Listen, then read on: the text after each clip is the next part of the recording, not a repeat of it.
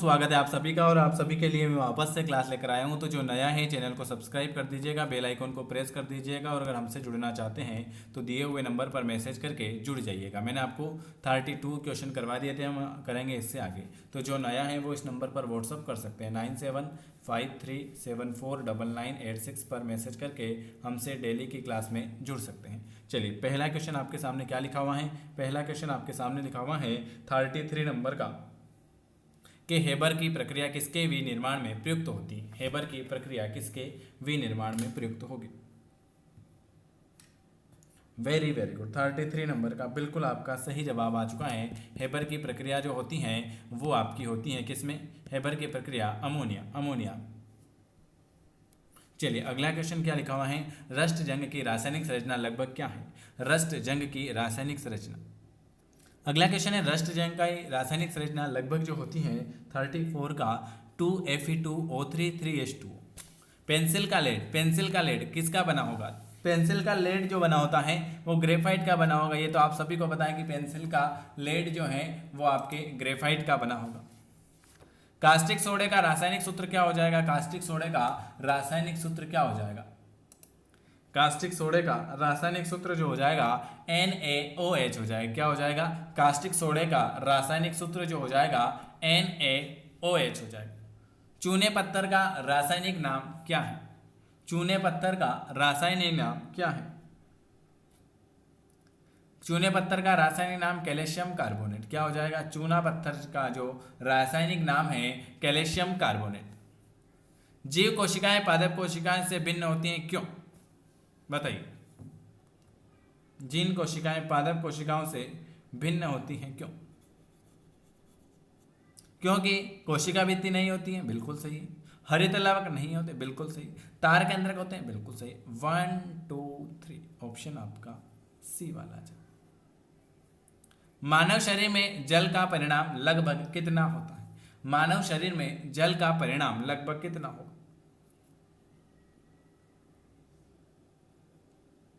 80%। मानव शरीर में जल का परिणाम जो होता है वो आपके 80% होगा। साधारण नमक में गुण सूत्र जो होंगे वो कितने होंगे। साधारणतः नमक में गुण सूत्र जो होंगे वो कितने होंगे। 23 46 56 या 26।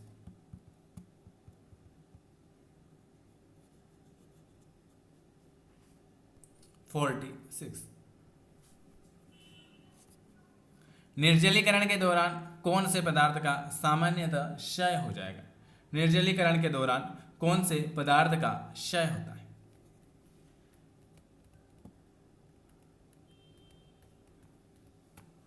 Sodium chloride. किसका।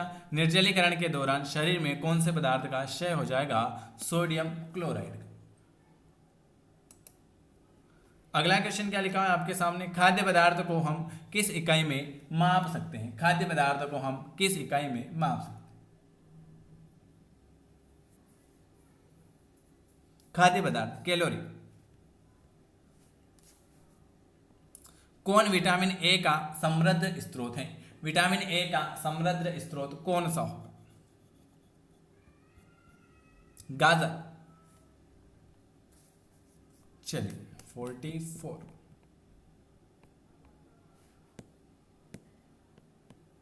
एक मिनट हो देख लेते हैं। हाँ, कौन सा रोग एक जलवाहित रोग है। जलवाहित रोग कौन सा हो जाएगा। कौन सा रोग एक जलवाहित रोग है। दस्त। घटते हुए क्रम में मानव शरीर में प्रमुख तत्व। Very IMP question. घटते हुए क्रम में मानव शरीर में पूरे विद्यमान तत्व जो हैं वो कौन से। कैल्शियम, फास्फोरस, गंधक और पोटेशियम। कौन सा है। घटते हुए क्रम में मानव शरीर में जो प्रमुख तत्व होते हैं कैल्शियम, फास्फोरस, गंधक और पोटेशियम। कौन सा किसी भी ऐसे पौधों का उदाहरण है जो बीज तो लाते हैं पर फल नहीं देते।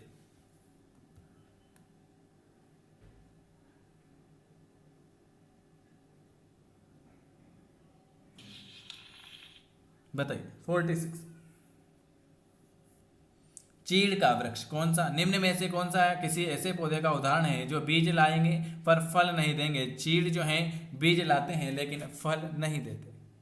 प्रकाश संश्लेषण में पर्ण हरित की भूमिका।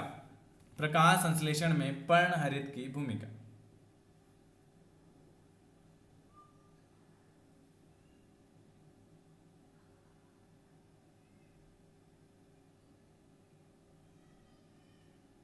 वेरी वेरी गुड, बिल्कुल सही जवाब। प्रकाश संश्लेषण में पर्ण हरित की भूमिका। B1 प्रकाश का अवशोषण। क्या होगा? प्रकाश का अवशोषण।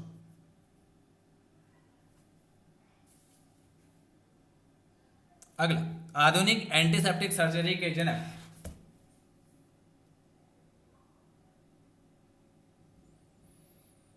आधुनिक एंटीसेप्टिक के जनक।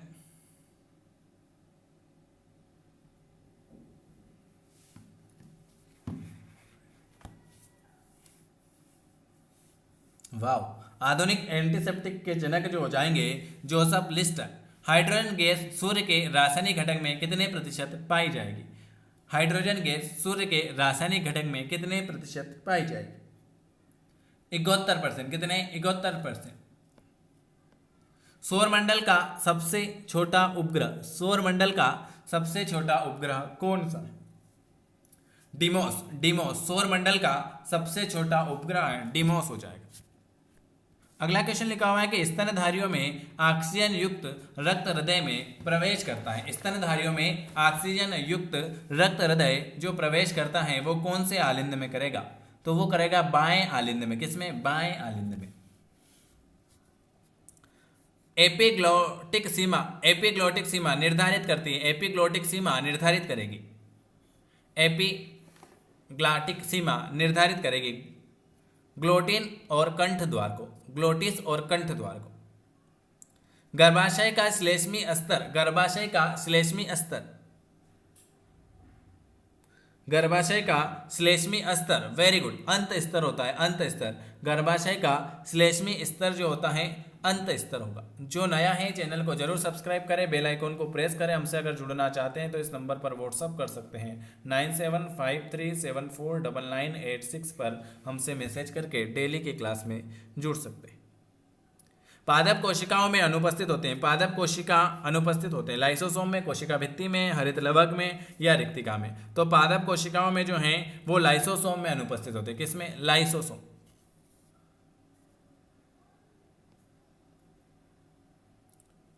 बाह्य विलयन से सूक्ष्म किस्मित तक जल का विसरण क्या कहलाता है? बाह्य विलयन से शुष्क किशमिश तक जल का विसरण क्या कहलाएगा? अंत परासरण। क्या कहेंगे उसे? अंत परासरण। क्या लिखा हुआ है? बाह्य विलयन से शुष्क किशमिश तक जल का विसरण जो कहलाता है वो अंत परासरण कहलाएगा। वसीय उत्तक किस प्रकार के होंगे? वसीय उत्तक किस प्रकार के होंगे? वसीय उत्तक जो होंगे वो किस प्रकार के होंगे? तो वसीय उत्तक जो होंगे अधिचर्मी उत्तक होंगे। कौन से होंगे? अधिचर्मी उत्तक। जैव खरपतवार मापी की अनुशंसा की गई।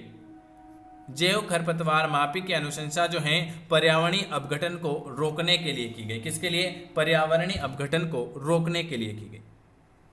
गुप्त प्रजनन अंग वाले पादप किसमें सम्मिलित हैं? गुप्त प्रजनन अंग वाले पादप किसमें सम्मिलित हैं? फेनेरोगेम। किसमें? फेनेरोगेम्स में। फेनेरोगेम। चलिए अगला क्वेश्चन।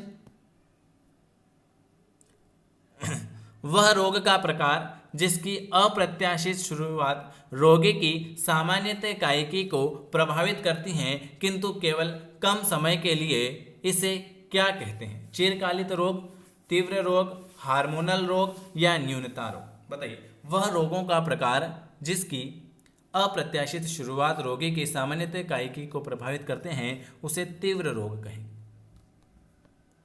लास्ट क्वेश्चन है, सूर्य द्वारा उत्सर्जित ऊर्जा पृथ्वी तक पहुंचती है किसके द्वारा? सूर्य द्वारा उत्सर्जित ऊर्जा पृथ्वी तक जो पहुंचती है विकिरण के द्वारा पहुंचेगी। ये आज मैंने आपको 33 क्वेश्चन करवाए हैं। अगर आपको वीडियो पसंद आता है तो आपको लाइक करना है, चैनल को सब्सक्राइब करना है और अगर डेली की क्लास में जुड़ना चाहते हैं तो आप इस नंबर पर व्हाट्सअप कर दीजिएगा कि सर हमें भी आपकी डेली की क्लास में जुड़ना है। वीडियो देखने के लिए आप सभी मेरे प्यारे भाई बहनों का बहुत बहुत धन्यवाद।